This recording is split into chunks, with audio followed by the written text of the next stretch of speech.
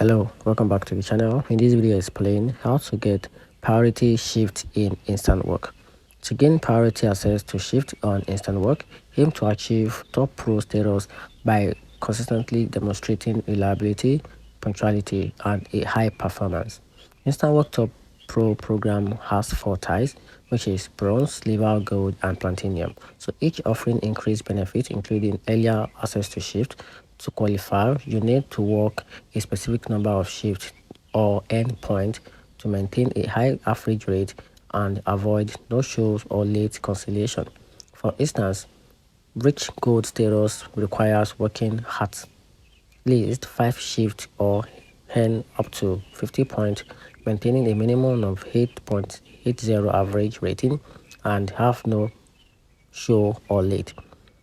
Cancellation within a minimum of an early cancellation per month.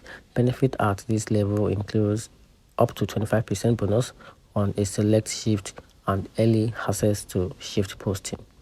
Maintaining a high performance score is crucial for shift access.